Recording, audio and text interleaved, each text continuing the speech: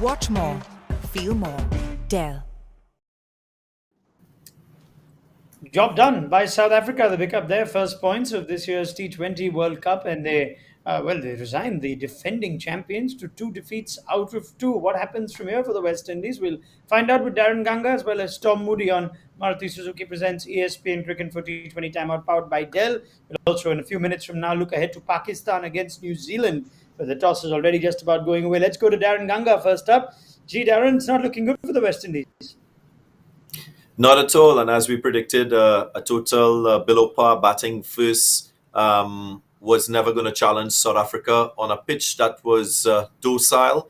You can't fault the bowlers, the likes of Rampal, Young Hussein, Dwayne Bravo. It would have been difficult to prize wickets with such a low total.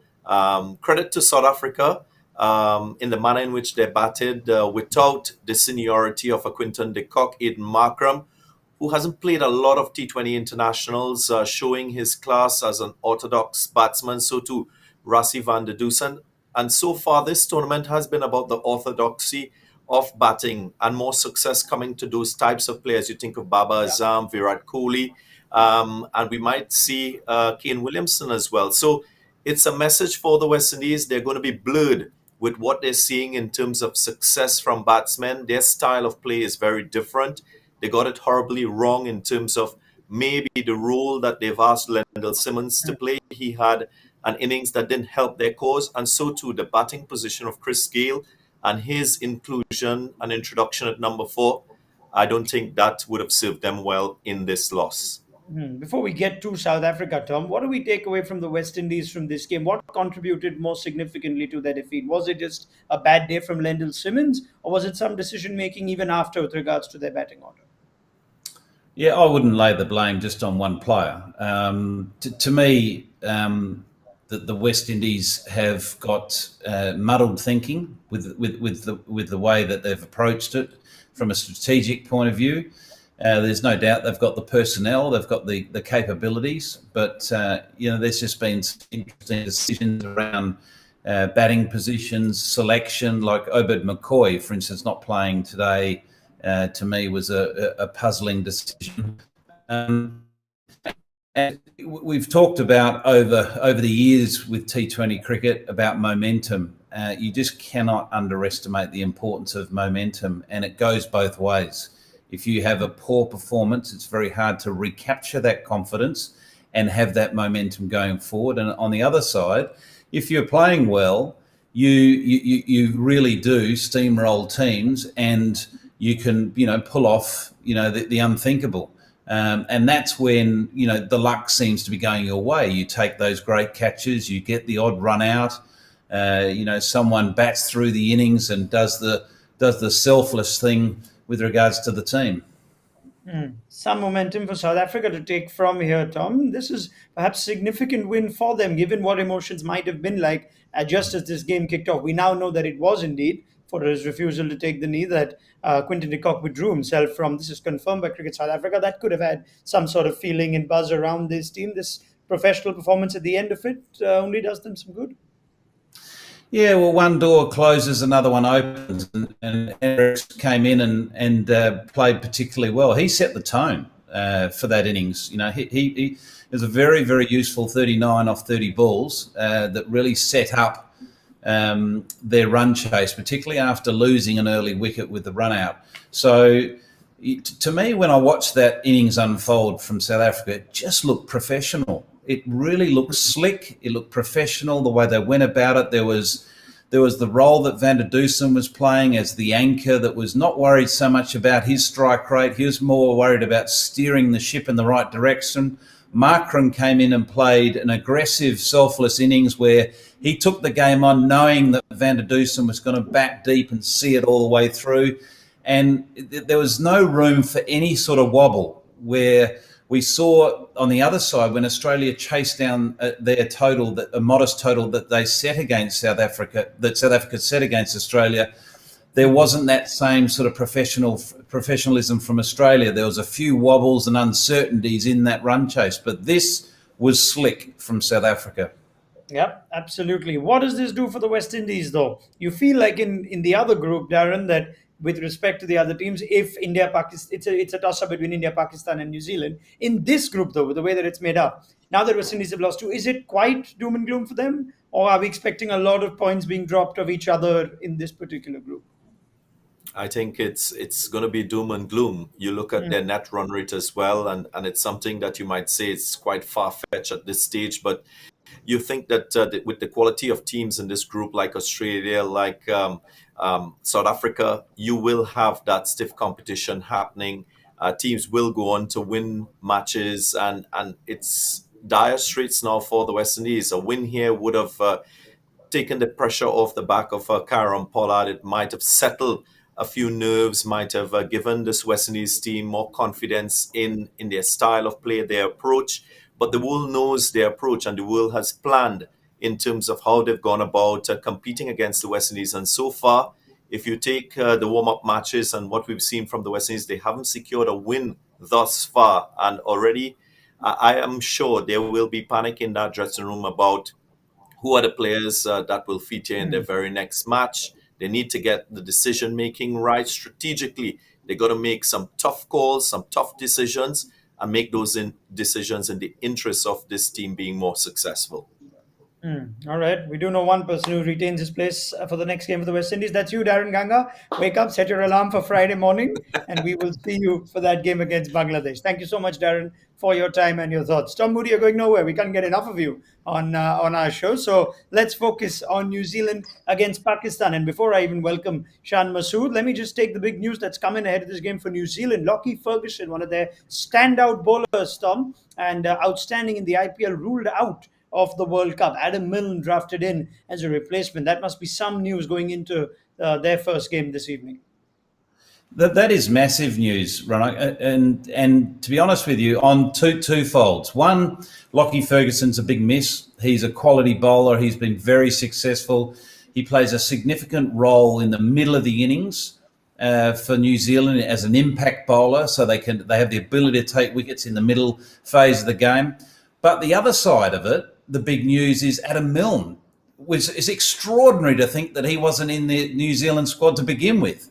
So I don't think New Zealand have lost anything. Yes, they've lost Ferguson, the name, and they've gained the name Milne. But from a cricketing perspective, you've got an unbelievable replacement in Adam Milne, who to me is one of the form-fast bowlers in world cricket in this format over the past 12 months.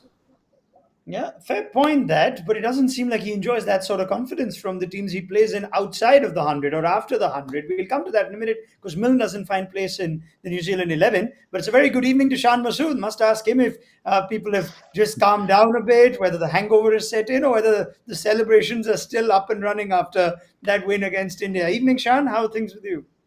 Evening, great, and I think for Pakistan as well, not having to play Lockie Ferguson today, who I thought would have been the biggest threat in those middle overs, having looked at that Sharjah pitch and how that stump height ball, that ball hitting the bails was really dangerous, and Ferguson bowling at pace would have been great for New Zealand, and then winning the toss as well, obviously. So great start for Pakistan already, and I'm sure they're already on a high from that Indian performance. Yeah, no surprises that they go unchanged into this game, Shan? No surprise at all. They haven't been tested at all, and this looks like Pakistan's strongest outfit. So the thing is to carry this, be consistent, and hopefully back the same 11 till the latter stages of the tournament. Yeah, it looks like that it's there for the taking, those latter stages of the tournament for Pakistan. But let's get back to the New Zealand 11. Now, Tom, with your comments, I thought Milne in the 11 is an absolute no-brainer, but he doesn't find room. So they stick with Saudi and Bolt. It'd be interesting to see what sort of role Kane Williamson plays in this team. I'd love to get Tom Moody's thoughts on that too, in a team that features Martin Guptill, Devin Conway and Glenn Phillips. Bowling lineup that will see James Neesham and Mitch Santner as the all-rounders, with Saudi, Bolt and Ish Sodhi plays as well. So no room for Milne straight away in this team. Tom, what do you make of New Zealand's makeup?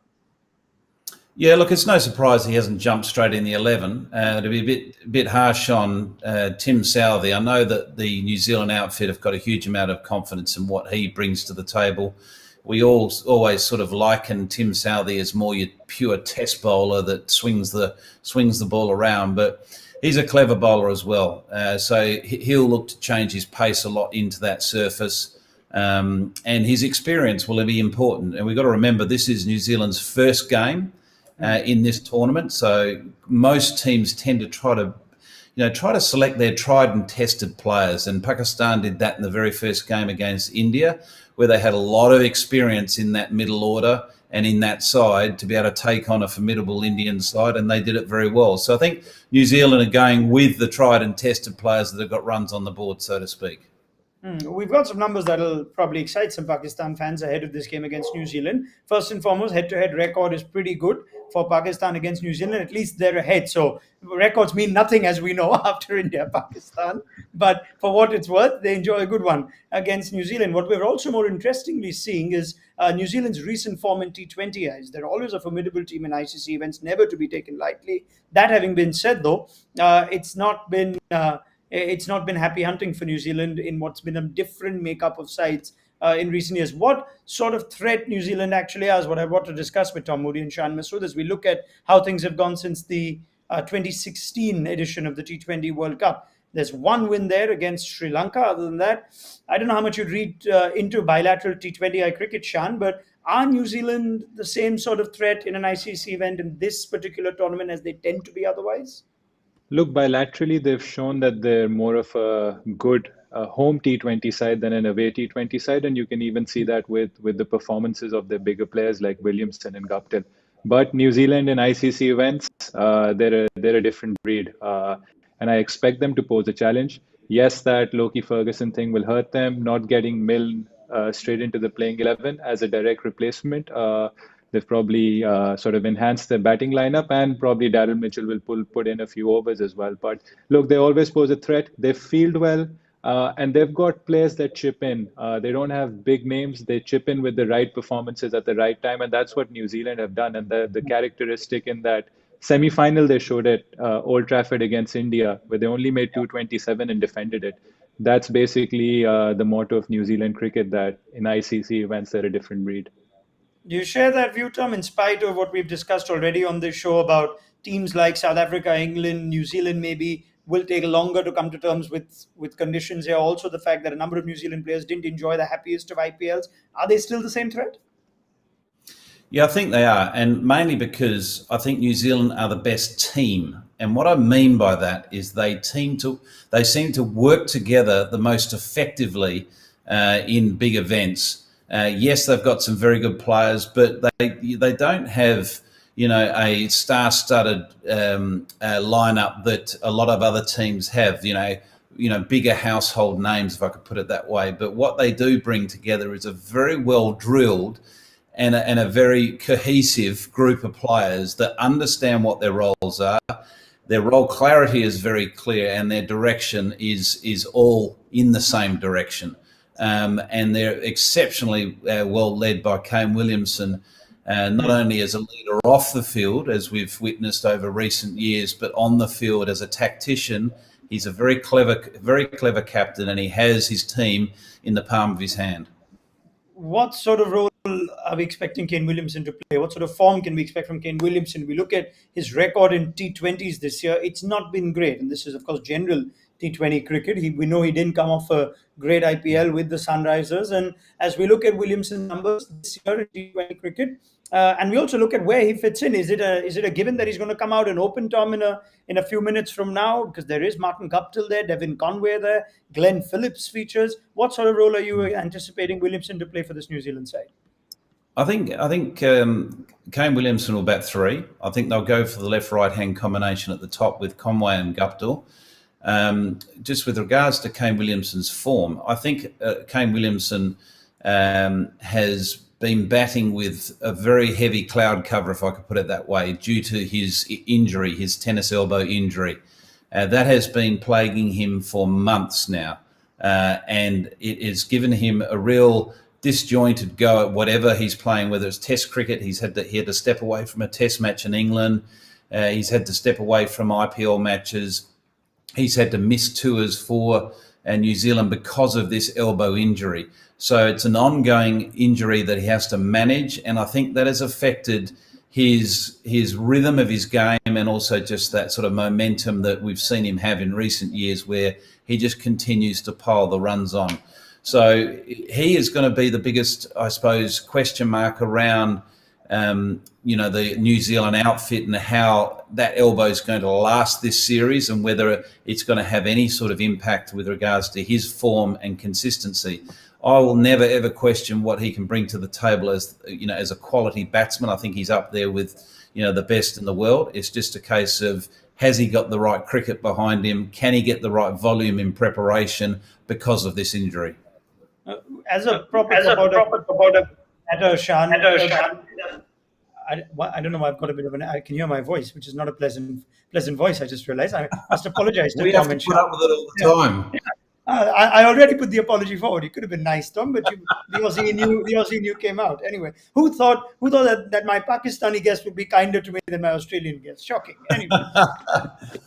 Now, let's get back to that conversation. As a top order batter, Shan, you think this is the most unforgiving format when you have to carry an injury and still find ways to score, especially if you're a batter like Kane Williamson, who doesn't necessarily rely on power? I think any injury related to your joint, whether it's your elbow, your knee, or your hip, that's always going to put a doubt in your sort of head. Because it's directly related. I mean, as a batsman, you're holding that bat, and you have to play your shots, and your elbow is quite a key component.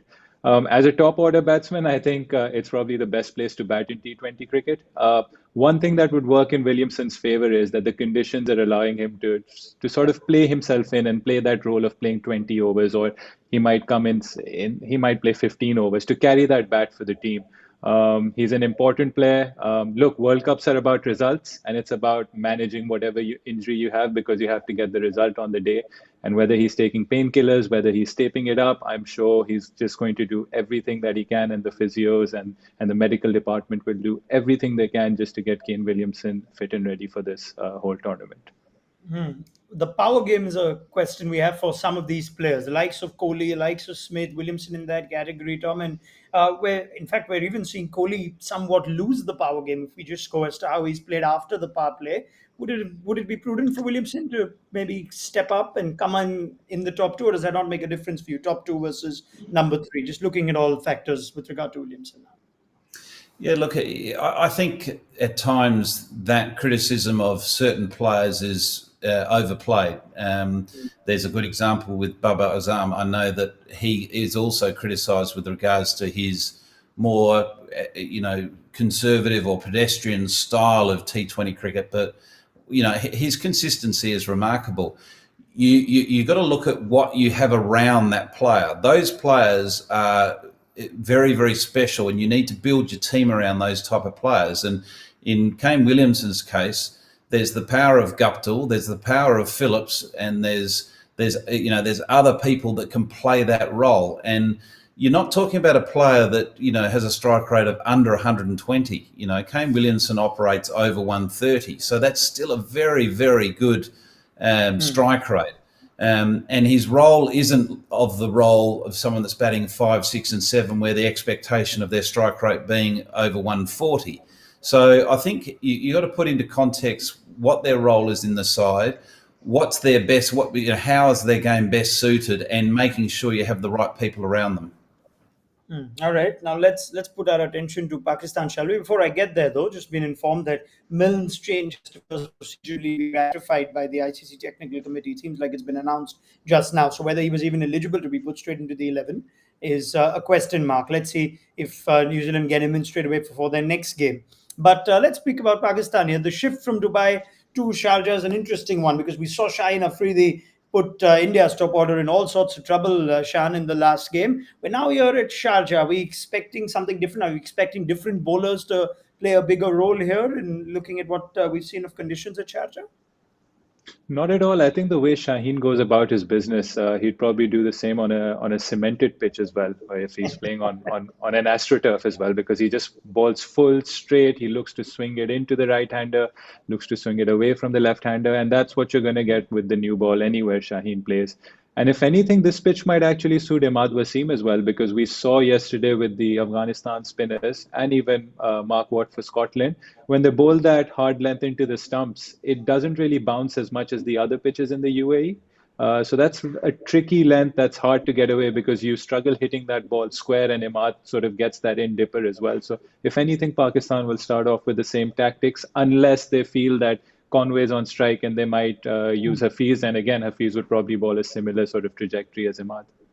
Yeah, we spent a lot of time talking about Shaheen Afridi, maybe even Shadab Khan last game, but Haris Rauf's 4 overs would give Pakistan as much satisfaction. You think that was one question mark? Is Haris Rauf going to command that place? There were other contenders for it. And you think after that game, Shan, that debate is settled now? We could see the best of Haris Rauf through this tournament?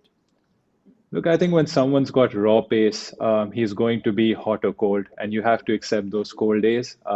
But the best thing was about Haris Rauf that he showed a lot of maturity, as we said the other day, in backing a skill that wasn't his main skill. This Sharjah pitch might suit him as well if he bowls that hard length into the stumps, and then in the middle overs, and then he gets his Yorkers right at the end of the overs. He'll be a tricky customer as well. I don't think he'll be relying on his slow ball too much today, though. Well, you spoke about New Zealand as a complete side, Tom. What about Pakistan's bowling as one of the more complete bowling units of this tournament with what they have to offer? Shaheen, Hassan Ali, Haris Rauf, they got the leg spin option of Shadab, Imad Wasim, couple of off spinners in Malik and Hafiz. That's plenty, isn't it? Where do they stand among the bowling units in this tournament if you have to compare them for what they offer? I think they've got every base covered. They've got left arm pace that swings it. They've got right arm genuine pace that plays that impact bowling role in the middle of the innings. Hassan Ali, again, is a clever, experienced bowling that's got great change of pace. As you say, they've got all the spin bases covered with left arm, leg spin and off break. You know, there's no excuses there. That's a team that you'd like to captain. I know Shan is captain himself, and, you know, there's nothing better than having a wealth of resources that give you variety. So it gives you options depending on what the conditions present, because you go into a game assuming that the condition's going to play a certain way. And if it doesn't, you've still got the options and flexibility within your bowling unit to be able to make those adjustments to make sure you control the game. I thought when you have so many options, it makes it harder for the captain. If you just have 5 bowlers like India, they've just got to bowl all 20, Shan. No, I actually agree with Tom, and he's got it spot on there. I mean, as a captain, when you're filling that team sheet in, you're going like, oh, he can bowl, he can bowl, he can bowl. And when you've got 7 or 8 options, your job is easy. And what it does is, look, one bowler is bound to have an off day. Hassan Ali had an off day the other day. Shadab, Imad, Hafiz, and Haris Rauf covered for that off day because 42 runs in 4 overs was a lot on that particular pitch and in that particular situation. But you had 4 bowlers covering up for Hassan Ali's economy rate. So again, wealth of resources, and you'd love to captain and coach that particular team.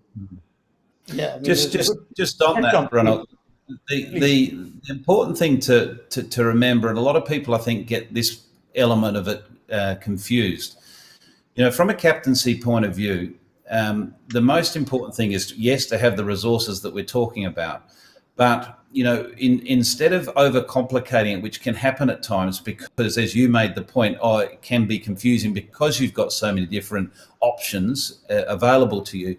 But the easiest way to simplify it in T20 cricket is the very next over you bowl, who is the person that is most likely to take a wicket? Who is that person? You know, so you look at the conditions, you look at who's batting at the crease at the time, you then look at your resources and say, okay, who is the person's most likely to take a wicket? Because that's how you win T20 games, is by taking wickets.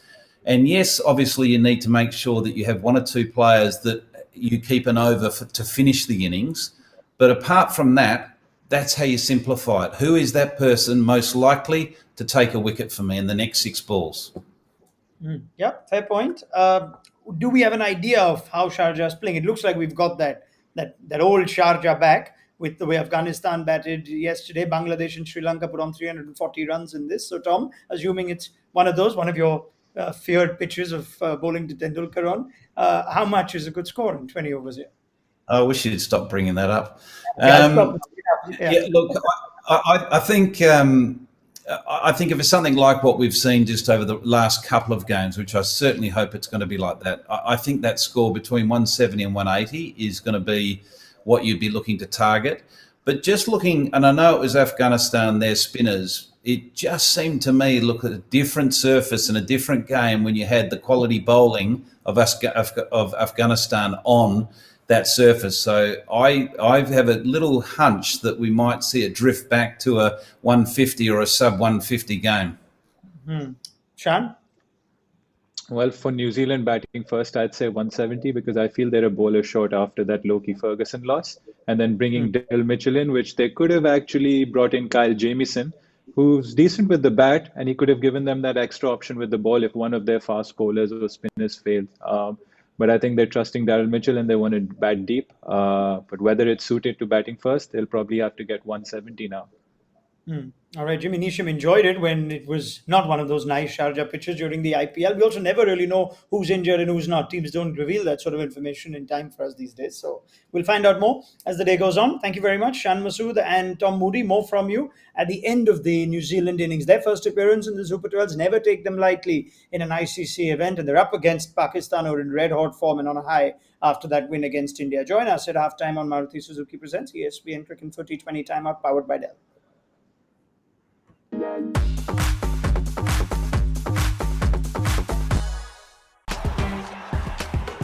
Watch more, feel more.